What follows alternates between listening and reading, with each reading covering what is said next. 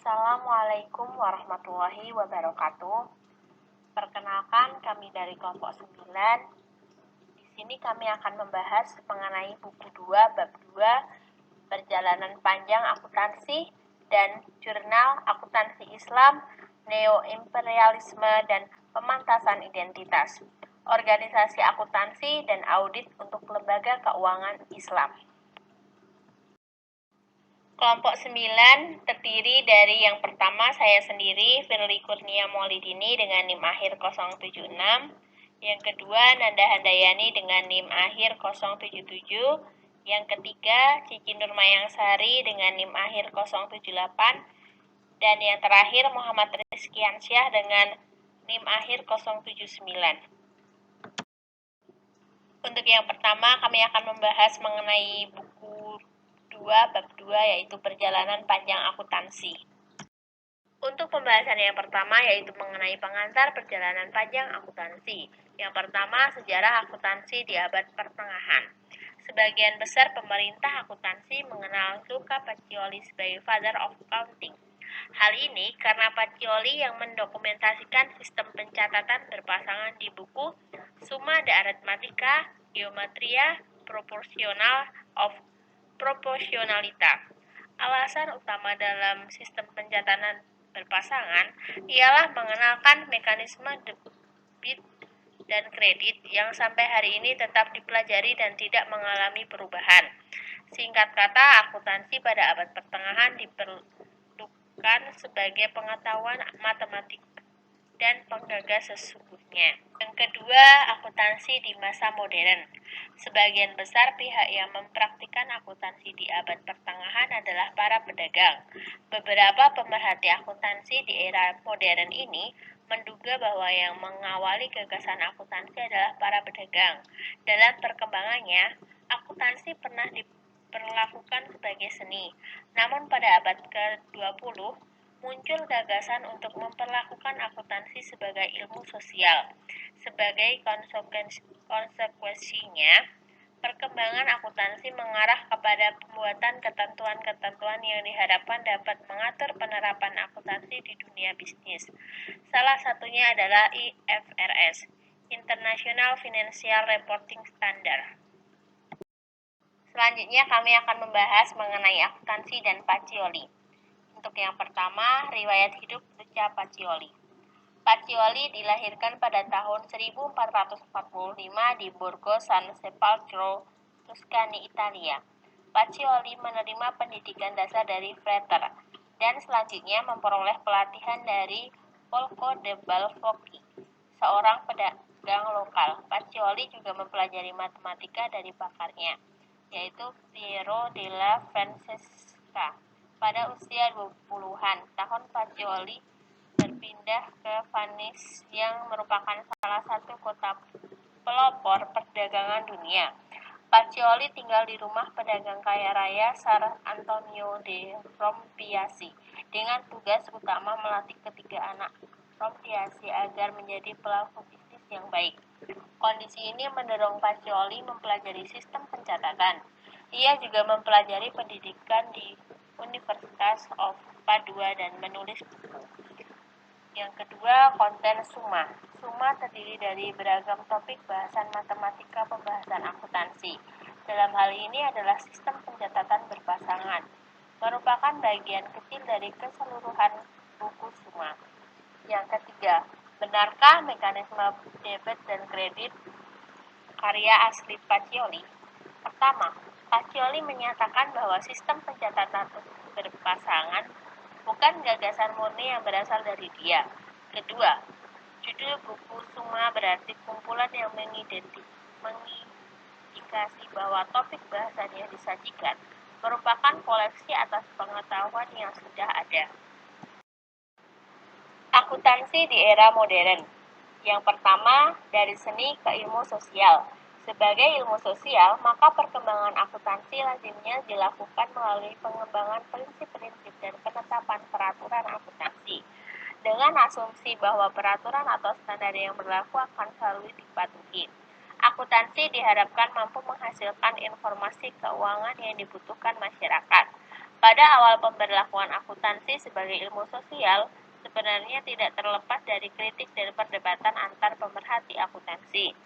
Argumen dasar yang melandasi ketidaksetujuan akuntansi diberlakukan sebagai ilmu sosial adalah bahwa prinsip-prinsip dan peraturan yang dikembangkan di akuntansi merupakan produk buatan manusia, bukan berdasar alam, sehingga akuntansi tidak dapat diperlakukan sebagai ilmu sosial, tetapi lebih tepat diberlakukan sebagai seni, menurut Sterling tahun 1979. Untuk yang kedua, kerangka dasar akuntansi keuangan. Topik pembahasan di akuntansi keuangan sebagian besar terkait dengan penerapan standar akuntansi. Oleh karena itu, pembelajaran akuntansi keuangan di era modern ini banyak membahas tentang prinsip dan standar akuntansi. Kerangka dasar yang saat ini dipertimbangkan berterima umum terdiri dari 3 level sebagai berikut. Menurut Keiso Wegnan dan Kimmel pada tahun 2011.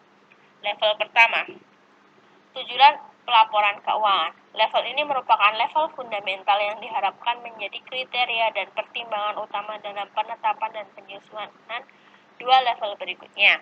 Level kedua, jembatan antara level 1 dan level 3. Pada level ini terdiri dari 2 jenis. Yang pertama, karakteristik kualitatif informasi akuntansi, dan yang kedua, elemen-elemen laporan keuangan. Dan yang terakhir, level ketiga, konsep pengakuan, pengukuran, dan pengungkapan. Level ketiga ini terdiri dari 3 macam, yaitu asumsi-asumsi, prinsip-prinsip, dan constraint. Yang ketiga, informasi sekilas tentang IFRS. 2 perbedaan utama antara standar IFRS yang disusun IASB dan USA GAAP yang disusun FASB adalah sebagai berikut. Yang pertama, berbasis nilai wajar atau fair value versus berbasis cost historis. IFRS menggagas penggunaan nilai wajar, sedangkan USA GAAP mengutamakan penggunaan kas historis dalam pengukuran informasi keuangan. Yang kedua, berbasis prinsip versus berbasis aturan atau rules. IFRS mendorong penyusunan standar berbasis prinsip, sedangkan USA GAAP dalam banyak hal menerbitkan standar berbasis aturan yang dianggap menjadi standar terlalu kaku atau rigid. Selanjutnya, akuntansi dan agama-agama. Yang pertama ada perspektif agama Katolik dan Yahudi. Berikut ringkasan artikel Accounting in the Bible yang ditulis oleh Robert L. Hagerman tahun 1980. Yang pertama ada Bible dan akuntansi keuangan. Berdasar ayat-ayat yang terdapat dalam Bible, tujuan umum akuntansi keuangan adalah memonitor kinerja manajemen dan untuk mencegah tindak kecurangan atau fraud yang dilakukan oleh agen ataupun pihak luar entitas. Yang kedua ada Bible dan pengendalian internal. Pembahasan tentang pengendalian internal cukup luas terdapat dalam Bible, meliputi praktik pemisahan fungsi, pembatasan akses ke aset, penyimpanan berganda untuk aset liquid, dan rasionalitas penerapan model pengendalian internal. Praktik pengendalian internal lainnya yang tercantum di Bible adalah mekanisme pemeriksaan mendadak atau surprise audit. Yang ketiga ada Bible dan akuntansi manajemen. Beberapa topik yang disajikan dalam Bible antara lain tentang proses penganggaran atau budgeting, termasuk penyusunan estimasi aliran kas dan model penganggaran partisipatif atau partisipatif budgeting. Kedua, ada perspektif agama Islam. Berikut ini ringkasan artikel Islam and Accounting yang ditulis oleh Mervyn K. Lewis. Terdapat 2 aspek utama yang membentuk hubungan antara Islam dan akuntansi. Aspek pertama, hukum Islam atau disebut hukum syariah mengatur setiap aktivitas dalam kehidupan baik sisi sosial dan etika dan mencakup wilayah hukum sipil maupun kriminal. Hukum syariah meliputi kitab suci Al-Quran dan hadis. Aspek kedua yaitu prinsip-prinsip keuangan dan ekonomi Islam memiliki pengaruh langsung terhadap kebijakan dan praktik langsung akuntansi. Prinsip-prinsip ini meliputi antara lain pembentukan lembaga zakat, pelarangan riba, dan penerapan sistem ekonomi bebas bunga. Adapun yang pertama, pertanggungjawaban sosial atau social accountability, yaitu kitab suci Al-Quran menyebut kata hisab lebih dari 8 kali. Pada dasarnya, kemiripan antara hisab di Islam dan akuntansi terletak pada tanggung jawab setiap muslim untuk melaksanakan kewajiban berlandas ketentuan yang dijelaskan dalam kitab suci Al-Quran. Yang kedua ada pengungkapan penuh atau full disclosure. Pengungkapan penuh atas informasi dan penyediaan akses informasi secara mudah juga cerminan dari akuntabilitas manusia kepada Allah Subhanahu wa taala. Pengungkapan penuh atau full disclosure informasi menjadikan penetapan beragam kewajiban masing-masing umat muslim dapat dilaksanakan dengan baik. Yang ketiga, pencatatan akuntansi. Ayat dalam kitab suci Al-Quran, Quran surat Al-Baqarah 282 menunjuk pada kewajiban muslim melakukan pencatatan akuntansi. Keyakinan Islam yang ditanamkan adalah bahwa keraguan-raguan dan ketidakpastian harus dihilangkan dari muamalah yang melibatkan hubungan antar manusia. Yang keempat ada penyajian, keandalan, dan periodisasi. Askari dan Clark tahun 1997 dalam Lewis tahun 2000 menyatakan bahwa terdapat 19 ayat dalam kitab suci Al-Quran yang merujuk kepada arti penting keandalan. Manajemen sudah seharusnya menyajikan informasi keuangan yang andal, lengkap, dan benar. Hal ini dimaksudkan untuk membangun kepercayaan atau trust ke penyedia dana. Penyajian informasi keuangan yang andal disajikan secara periodik paling lama 1 tahun sekali. Ketentuan ini terdapat dalam hukum syariah. Selanjutnya, perjalanan akuntansi Islam. Yang pertama, sejarah akuntansi di masa awal Islam. Akuntansi merupakan produk yang terkait dengan ibadah, khususnya muamalah, yang mana sangat banyak ayat dan kitab suci Al-Quran menyajikan kebenaran tentang muamalah. Berikut ini deskripsi Umar Abdullah Zaid tahun 2000 dan 2004 tentang penerapan akuntansi pada masa kejayaan Islam. Hasil riset terdahulu menunjukkan bahwa akuntansi telah dikembangkan dan dipraktikkan di kehidupan Islam, khususnya di Timur Tengah. Penelitian Ekelund tahun 1990 menyatakan bahwa selama abad ke-7 sampai dengan ke-12, Islam memelopon perkembangan dalam ekonomi, organisasi, dan pemerintahan, di mana pada masa itu dunia barat masih dalam era kegelapan. Yang kedua, akuntansi syariah Indonesia. Akuntansi syariah merupakan gagasan untuk melihat akuntansi dari perspektif yang benar, dan hal ini merupakan tanggung jawab umat Islam untuk melakukan perubahan tersebut. Perspektif yang seharusnya digunakan adalah perspektif Khalifatullah fil ard, manusia sebagai khalifah atau wakil Tuhan di muka bumi, yang pada gilirannya akuntansi syariah yang dikembangkan akan syarat dan dengan nilai-nilai syariah. Berlandas perspektif Khalifatullah fil ard, maka dapat diformulasikan landasan filosofi, metodologi, dan teori akuntansi syariah. Perspektif ini juga digunakan untuk menafsirkan kata yang terdapat dalam kitab suci Al-Quran. Dalam hal ini, Iwan Triyuno tahun 2006 menafsirkan kata adil atau benar dalam konteks akuntansi dan organisasi untuk mencari bentuk akuntansi yang di dalamnya syarat dan dengan nilai-nilai keadilan ilahi. Yang ketiga ada kerangka dasar akuntansi keuangan syariah. Salah satu produk aturan yang dihasilkan DSAK syariah adalah kerangka dasar penyusunan dan penyajian laporan keuangan syariah atau KDPPLK syariah. Diharapkan menjadi pegangan bagi komunitas umat Islam di Indonesia, baik sebagai penyusun standar akuntansi keuangan, penyusun laporan keuangan auditor, dan para pengguna lainnya. KDPPLK syariah membahas beberapa topik utama, antara lain paradigma asas, asumsi dasar, karakteristik transaksi syariah, tujuan dan jenis-jenis laporan keuangan, karakteristik kualitatif laporan keuangan, dan unsur-unsur laporan keuangan termasuk pengukurannya. Selanjutnya, matematika dan akuntansi. Yang pertama ada sistem berpasangan. Sistem berpasangan merupakan kebenaran yang disajikan dalam kitab suci Al-Quran. Keberadaan sistem berpasangan terdapat di semua makhluk, dan sistem ini telah diterapkan pada awal penciptaan manusia. dan pada masa kehidupan manusia. Secara khusus, kebenaran tentang keberadaan sistem berpasangan juga terdapat pada proses penciptaan manusia. Dalam menjalani kehidupan, tangis dan tawa, suka dan duka merupakan kebenaran yang akan dilalui setiap insan manusia. Yang kedua, matematika sebagai penerapan sistem berpasangan.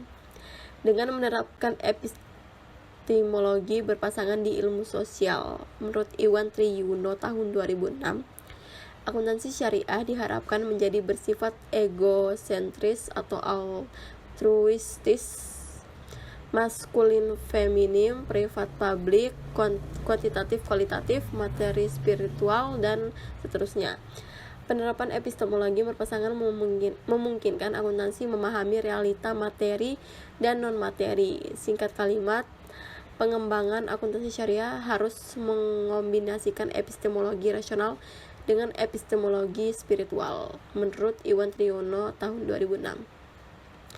Dan yang ketiga, ada sistem berpasangan di akuntansi. Tidak ada perdebatan ataupun penolakan bahwa akuntansi menerapkan sistem pencatatan berpasangan atau mekanisme debit kredit. Ketentuan aset adalah sebagai berikut: bertambah dicatat di sisi debit kiri, sedangkan jika berkurang dicatat di sebelah kredit kanan dengan angka positif. Demikian pula untuk elemen liabilities dan ekuitas. Ketentuan yang berlaku adalah sebagai berikut: jika bertambah dicatat di sisi kredit kanan, sedangkan jika berkurang dicatat di sisi debit kiri dengan angka positif. Operasi matematika di atas sepenuhnya bersifat objektif, artinya setiap pembelajaran akan menerima kebenaran tersebut. Berikutnya, review artikel akuntansi Islam, neo-empirisme, dan pementasan identitas, organisasi akuntansi dan audit untuk lembaga keuangan Islam oleh Rania Kamla Sebuah dan Faisal Haq. Penelitian akuntansi membutuhkan eksplorasi yang lebih mendalam dalam kaitannya dengan kontinuitas imperialisme dalam membentuk standar akuntansi praktik yang profesi secara global dan untuk lebih mempertimbangkan keberhasilan global proyek Anglo-Amerika. Harmonisasi Akuntansi Internasional atau IAH di bawah Standar Akuntansi Internasional dan Standar Pelaporan Keuangan Internasional atau IAS _IFRS yang dikeluarkan oleh International Dewan Standar Akuntansi atau IASB secara khusus.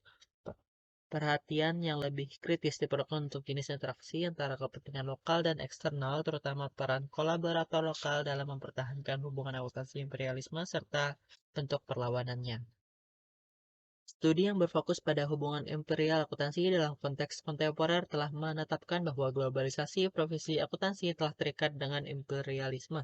Peran aktor eksternal dalam memaksakan logika Anglo-Amerika di negara-negara pasca kolonial menunjukkan bagaimana akuntansi sering diposisikan oleh aktor eksternal untuk mengizinkan kekuatan imperialisme mendominasi wilayah dan penduduk yang jauh. Studi-studi ini menguraikan secara khusus tentang cara asosiasi akuntansi Anglo-Amerika seperti British Association of Chartered Certified Accountants, Institut Akuntan Chartered di Inggris dan Wales atau ICAEW, Chartered Institute of Management Accountant atau CIMA, dan American Institute of Certified Public Accountants atau AICPA, bertindak sebagai badan kekaisaran dalam tanda kutip. Bahkan setelah kemerdekaan untuk mempertahankan imperialisme informal, saat mereka meletakkan dasar bagi proses IAH yang cepat dan berkontribusi untuk membentuk institusi akuntansi secara global melalui produk standar akuntansi, literatur juga mengungkapkan bagaimana aktor eksternal lainnya seperti perusahaan akuntansi transnasional atau Big Four memainkan peran kunci dalam mempertahankan imperialisme informal. Demikian pula organisasi transnasional termasuk PBB, Organisasi Internasional Komisi Sekuritas atau IOSCO, ASEAN Oceanian Standard Setters Group atau AOSSG, Bank Dunia, Dana Moneter Internasional atau IMF, dan Organisasi Perdagangan Dunia atau WTO. Federasi Akuntan Internasional memainkan peran kunci karena mereka mempromosikan atau memaksakan tujuan kapitalistik yang sempit pada konteks non-barat. Mereka memajukan retorika bahwa IAH dan menyebarkan bahwa global sebagai prasyarat untuk pasar modal yang lebih efisien. Seperti IASP, EEO, IFI adalah badan pengatur transnasional yang muncul dengan memanfaatkan kemungkinan jaringan komunikasi dan kerjasama modern antara Muslim di timur dan barat.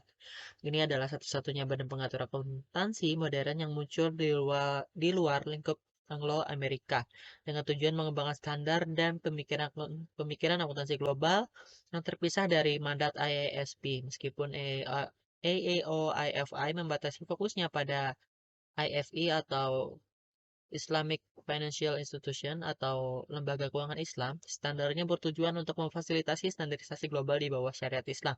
Memang elaborasi awal oleh pendirinya, Rifat Karim, menyatakan bahwa EEOIFI didirikan untuk melawan dalam tanda kutip nada hegemonik standarisasi di bawah IAS. EEOIFI juga unik dalam tantangannya terhadap pemikiran sekuler atau konvensional karena bertujuan untuk menghubungkan standar dan tujuan akuntansi dengan moralitas agama. Dari perspektif teoritis Islam, akuntansi harus dibangun di atas prinsip-prinsip Islam untuk melayani peran sosial yang lebih luas, memberikan perspektif organisasi yang holistik, multidisiplin, dan religius. Konsep Islam sentral seperti tauhid, khilafah, ummah, hizbah, dan pendekatan holistik untuk kehidupan dan alam sering diidentifikasi sebagai pilar untuk mengembangkan pandangan dunia akuntansi Islam. Tujuan masyarakat, lingkungan diri, dan pencapaian al-adl atau keadilan sosial ekonomi dan al-falah, sukses di dunia dan akhirat. Oleh karena itu, akuntansi Islam secara teoritis dikontraskan dengan logika akuntansi konvensional sebagai akuntansi yang didasarkan pada kerangka keadilan sosial dan akuntabilitas yang bertentangan dengan kegunaan keputusan untuk melayani pasar modal. Dalam artikel yang berjudul Akuntansi Islam, Neo-Imperialisme dan Pementasan Identitas, Organisasi Akuntansi dan Audit untuk Lembaga Keuangan Islam memiliki 5 pokok pembahasan, yaitu yang pertama teori kolaboratif imperialisme dan hubungan akuntansi imperialisme, yang kedua kebangkitan keuangan dan perbankan Islam, elit muslim, identitas Islam, dan aliansi barat, yang ketiga kelangsungan hubungan akuntansi imperialisme di negara-negara muslim, yang keempat, EEO-IFI antara pementasan identitas agama dan kapitalisme global. Dan yang kelima, kolaborator internal. Yang pertama, teori kolaboratif dan hubungan akuntansi imperialisme. Teori kolaboratif imperialisme mendefinisikan ulang imperialisme untuk memasukkan berbagai sistem kolaboratif, baik yang dipaksakan atau sukarela, antara elit lokal atau pribumi dan penjajah Eropa dengan memainkan peran mediasi antara kepentingan inti dan kepentingan sampingan. Konseptualisasi imperialisme kolaboratif ini telah mereformasi pemahaman tentang interaksi antara aktor internal dan eksternal, termasuk perjuangan antara kakak dan adik, asimetri kekuasaan, dan perubahan persyaratan kolaborasi dalam tanda kutip. Pada periode pasca kolonial, negara yang baru merdeka tetap berada di kubu politik barat. Peran baru Amerika Serikat sebagian besar telah menggantikan imperialisme klasik dengan tatanan dunia baru, di mana kepentingan bisnis Amerika Serikat, penanaman modal, dan perbankan internasional merupakan mekanisme penting dalam kemajuan neo-imperialisme. Pemahaman neo-imperialisme adalah apresiasi terhadap keterkaitannya dengan logika ekspansi kapital internasional yang meski tampil global tetap didukung oleh negara-negara Eropa. Di sini, teori kolaboratif kolonialisme diperluas dan dipahami dalam dunia pasar ekonomi dan politik internasional yang lebih terintegrasi, karena negara-negara yang baru merdeka secara komparatif lemah masih perlu bekerja sama dan tawar-menawar dengan negara yang lebih kuat untuk pembangunan dan ekonomi. Dalam konteks imperialisme modern ini, Big Four adalah produsen penting dari kolaborator elit lokal. Akuntan lokal sering bercita-cita untuk memulai karir mereka di Big Four karena mereka menganggap sebagai sumber status sosial dan peluang pelatihan yang sangat baik. Akuntan lokal yang dilatih di Big Four dididik dalam model Amerika menjadikannya kunci untuk melanjutkan kolaborasi dalam imperialisme kontemporer. Membangun dinamika dan cara kerja kolaborasi dan resistensi para aktor internal dan eksternal ini adalah kasus EEO IFI membutuhkan pemahaman tentang ekonomi politik di dunia Muslim yang mengarah pada pembentukan EEO IFI dan keuangan Islam secara lebih umum. Berikut ini kami silakan menggunakan istilah arbitrase syariah dan pementasan identitas untuk menggambarkan cara EEO IFI seperti halnya dengan IFB menegosiasikan kontradiksi antara menarik penduduk muslim sambil berintegrasi secara efisien ke dalam proyek IAH. Secara khusus, arbitrase syariah mengacu pada pemodal mencari keuntungan yang memperkerjakan ahli hukum atau ulama dan pengacara untuk mensintesis atau membuat praktek keuangan konvensional yang seolah-olah dilarang, yang mentransfer kredit dan risiko, sedangkan pementasan identitas mengacu pada EEO, IFI, dan IFB yang menggunakan penggambaran simbolis terminologi Arab dan pesan tekstual untuk mengkonfirmasi identitas Islam sambil menawarkan layanan yang hampir identik dengan rekanan di konvensional. Yang kedua yaitu Kebangkitan Keuangan dan Perbankan Islam atau IFB, Elit Muslim, Identitas Islam, dan Aliansi Barat. Keuangan dan perbankan gaya Barat hanya menjadi praktik umum di dunia Islam selama awal abad ke-19, terutama didorong oleh kekuatan eksternal yang terkait dengan imperialisme Barat. Ini berarti bahwa banyak Muslim memandang perbankan gaya Barat bersama dengan pejabat elit pemerintah dan pengusaha sebagai fasilitator imperialisme dan instrumen eksploitasi seperti institusi kolonial lainnya. Mereka juga melihat bahwa bank yang memiliki bunga bertentangan dengan identitas Islam dan jurisprudensi Islam klasik mereka. Oleh karena itu, sejumlah besar Muslim mendambakan model perbankan bebas bunga dan menyerukan sistem ekonomi dan pemerintahan alternatif berdasarkan Islam yang berangkat dari model Anglo-Amerika sekuler. Oleh karena itu, aspek penting dari kebangkitan IFB terkait dengan penciptaan dan atau pelestarian identitas Islam dalam konteks neo-imperialisme dan perubahan sosial ekonomi yang tertanam dalam modernisasi dan globalisasi. Aliansi dan kerjasama yang erat antara elit IFB dan lembaga perbankan Barat berarti bahwa praktik IFI hampir tidak dapat dibedakan dari perbankan dan keuangan konvensional. Akademisi dan praktisi industri mengamati bahwa IFI kontemporer telah meniru kerangka kelembagaan dan produk perbankan konvensional, menggantikan prinsip-prinsip Islam dari proses. Secara teoritis, LKI harus dibedakan dari bank konvensional pada isu-isu yang berkaitan dengan 1. Larangan bunga dan transaksi tidak pasti, redistribusi kekayaan wajib dan larangan investasi dalam produk atau kegiatan yang berdosa atau berbahaya.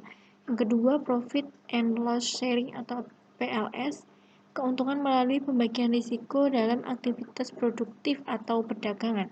Dan 3, kepemilikan aset real atau transaksi berbasis aset. Selanjutnya, yang ketiga yaitu kelangsungan hubungan akuntansi imperialisme di negara-negara Muslim. Praktik dan regulasi akuntansi di dunia Muslim, seperti yang terjadi di sebagian besar negara pasca kolonial, memiliki ketergantungan yang besar pada pelatihan, sertifikasi, dan kualifikasi Barat, menandakan mode terus-menerus dari imperialisme.